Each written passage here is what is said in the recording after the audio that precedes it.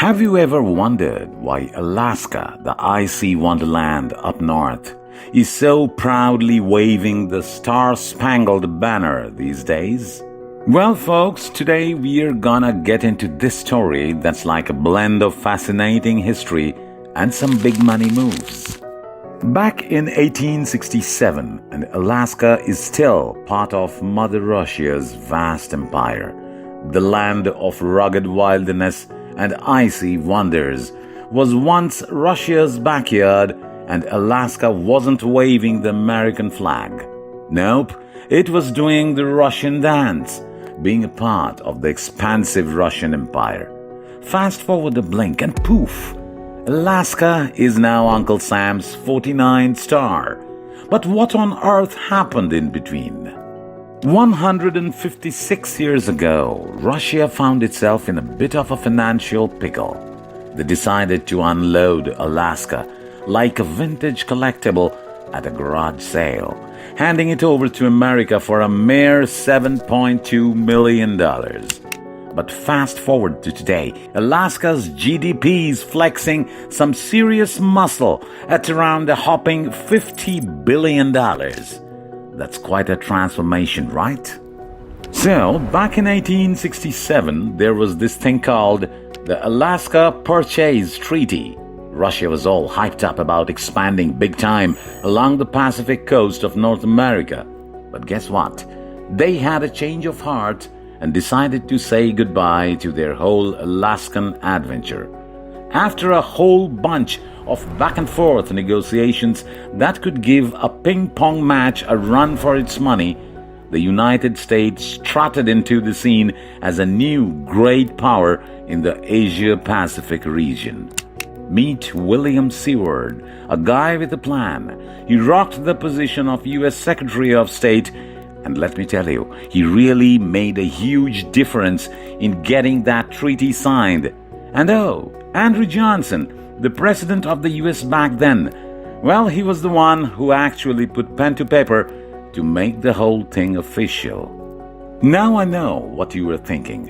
Why on earth would Russia give up a land brimming with natural resources? Well, let's peel back the pages of history a bit and see what was cooking in Russia's pot. And if you haven't already subscribed to our channel, make sure to hit that subscribe button and give us a thumbs up. This way, YouTube algorithm can see that we are delivering value to all of you. Thanks a lot for your support. Back in the 16th century, and Russia was a bit of an underdog in the land game, not even close to its massive modern-day size. But Russia has grand dreams. Those dreams led them to Alaska.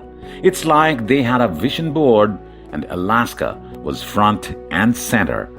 In the 18th century, a daring explorer named Vitus Bering sailed through the icy waters of the Bering Strait and made landfall in Alaska. He didn't have TikTok to document his journey, but he did bring back tales of sea otters, fur seals, and more. It's like a furry gold mine, but with fewer pickaxes and more fur. Back when the Crimean War was happening, Russia was getting all strategic on the global stage. They had their eyes on the slice of the Balkan pie, which meant getting cozy with the Ottoman Empire. Things got pretty tense, and before you know it, bam, war broke out. Russia had this little alliance going on with the United States, which kinda gave them a bit of a head start. But you know what? They still had some bumps in the road. Eventually the war wrapped up, and Russia was left nursing a bruised ego and seriously drained bank account. Fast forward to the mid-1800s, and Russia's wallet was feeling lighter than air. So they did what anyone would do in a tough spot. They put Alaska up for grabs. Now remember, Alaska wasn't the cozy hotspot it is today. It was remote, rugged, and about as hospitable as a cactus at a tea party. When the offer to buy Alaska came knocking, the United States had a bit of a choice to make. And guess what? They decided to go all in.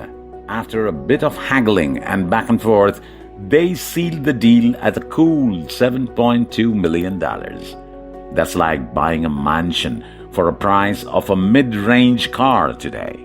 The paperwork was signed, the ink was dry, and Alaska officially became an American playground. In 1867, the Alaska Treaty was born and the transition began. It was like Alaska was packing its bags and moving to a new home.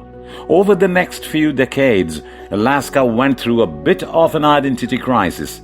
It was managed by military and naval rules, kind of like that one friend who's always late to the party, but eventually things settled down. In 1884, Alaska got its own civil government, complete with shiny new mining laws. Now hang on tight, because this is where things take a glittering turn. In 1896, a bunch of lucky prospectors struck gold in the Yukon region of Alaska. And when I say gold, I mean real gold. These weren't your everyday nuggets. We are talking about riches that could make a dragon jealous. This gold rush was like a magical key that unlocked Alaska's potential. Suddenly, the once ignored land became the apple of everyone's eye. The Klondike gold fields were like the hottest ticket in town, and Alaska was basking in the spotlight. As the Second World War came knocking, Alaska's strategic importance came to the forefront. It wasn't just a land of natural beauty anymore. It was a crucial player in global affairs. And on 3rd January 1959, Alaska got a shiny new status. It became the 49th state of the United States, joining the ranks of the Stars and Stripes. So there you have it, folks.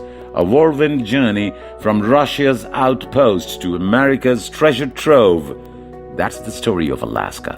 It's a tale of exploration, diplomacy, and a touch of luck that transformed a distant land into an integral part of the United States.